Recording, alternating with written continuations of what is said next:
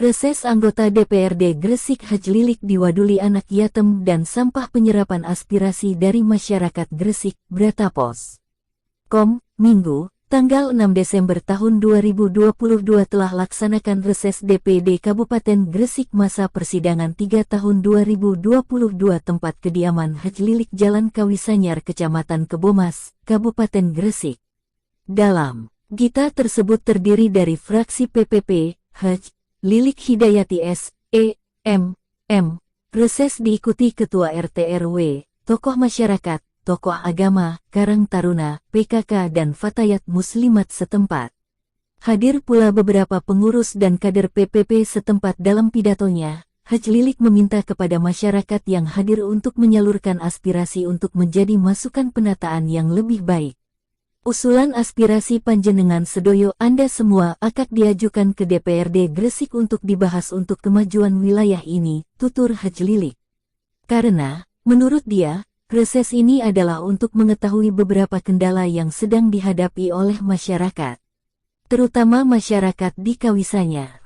Dalam 1 tahun sidang, waktu kerja DPRD Kabupaten Gresik dibagi menjadi 3 masa persidangan, di mana setiap masa persidangan terdiri dari masa sidang dan masa reses.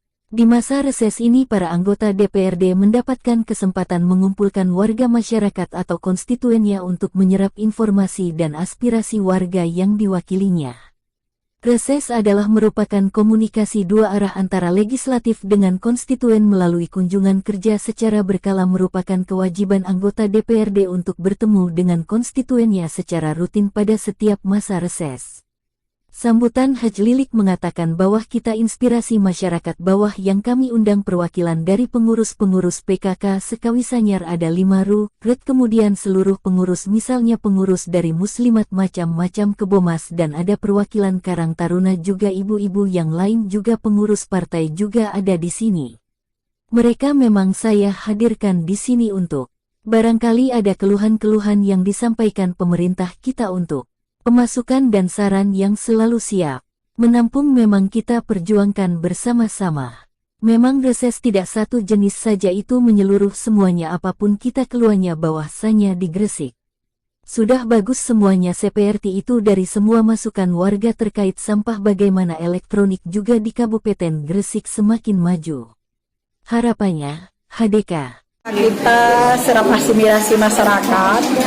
Alhamdulillah bahwa yang kami undang ini unsur ya, perwakilan dari pengurus-pengurus PKK sekelurahan Kawisanyar. Ada 5 RW dan RT-nya 13, kemudian seluruh pengurus. Ada pengurus dari Muslimat Kecamatan Kebomas, ada perwakilan Karang Taruna, juga ibu-ibu yang lain atau pengurus partai juga ada di sini.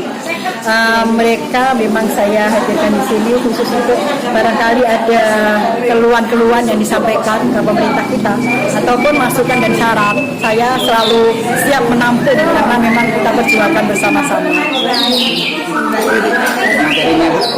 Materi bebas itu karena memang reses itu tidak hanya terikat satu jenis saja untuk DPD, ini menyeluruh semuanya. Yang penting apa saja yang ingin mereka sampaikan keluhannya ataupun mereka sudah bangga bahwa desa itu sudah bagus semuanya, itu seperti itu. Maka alhamdulillah dari masukan mereka tadi ada 4 ya poin ya, mulai sampahnya bagaimana nanti ketika elektronik itu sudah merasa lelah di Gresik atau di tingkat karena Kabupaten Gresik kecamatan ini yang mungkin banyak sekali limbah-limbah elektronik yaitu Kebomas dan Gresik. Ini nanti saya sampaikan ke dinas terkait. Nanti solusi bagaimana ke depan itu harus ada yang nampung memang.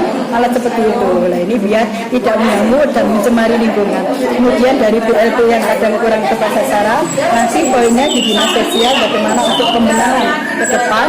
Dan ada lagi yang mulai dari pemulung-pemulung ataupun yang minta bantuan ke rumah-rumah, bagaimana cara menangani mereka. Apakah langsung disekap ataukah kita masih toleran ya itu seperti itu. Karena tidak ada aturan aslinya. Ketika peraturan kelurahan tidak boleh, maka kita bebas untuk tidak memberikan kepada mereka itu. Nah ini tergantung mereka masing-masing. Ini dilungkur jadi. Tapi umumnya semua masih begitu. Nggak tega kita ya untuk menyetop.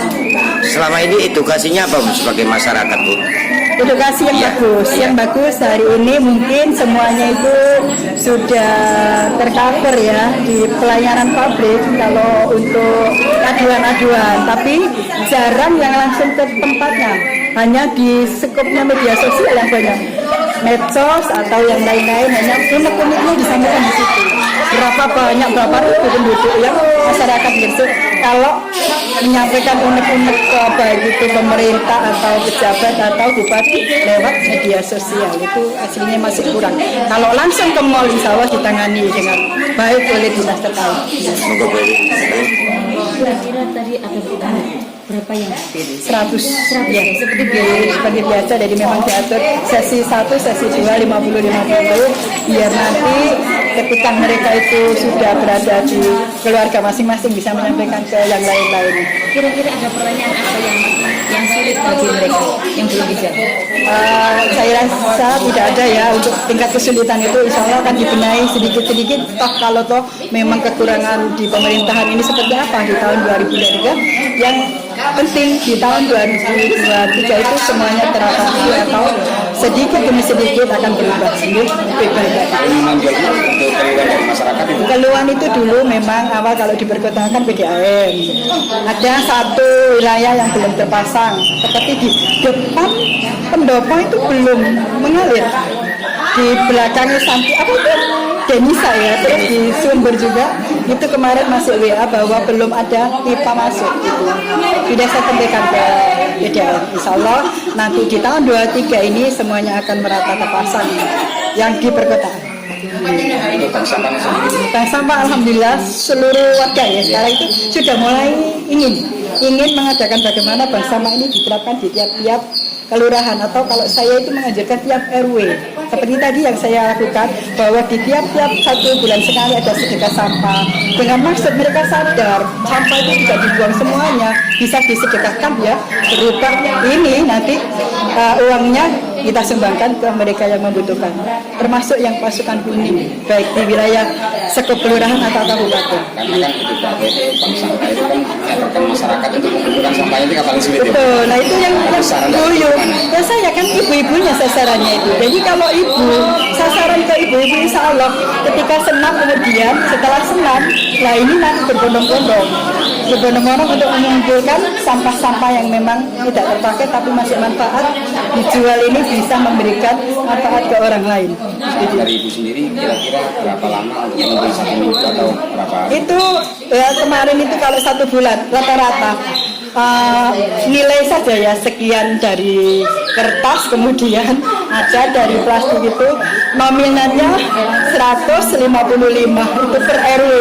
Nah bayangkan kalau tiap RW 1 bulan ini terus kalau rutin lah digerakkan dalam 1 kabupaten, alangkah bagusnya untuk sosial. Terkait bank sampah di sana sudah sejak kapan Ibu? Kalau di bank sampah dulu saya itu di 2010, kemudian vakum karena ada relokasi ini ya.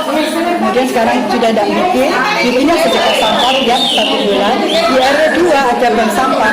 Sampah tadi kita di Mbak Beni itu sudah ada di situ. Kemudian yang lain di kelurahan sudah ada, itu hanya sedekah sampah. Yang lain sampah langsung dijual di sedekah.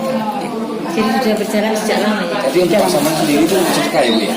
Kalau bank sampah tidak, yang nabung itu masih dicatat. Berapa bulan atau 1 tahun diambil uangnya untuk mereka sendiri gitu. Kalau disedekahkan baru masuk ke sedekah sampah. Sosialnya kan ada.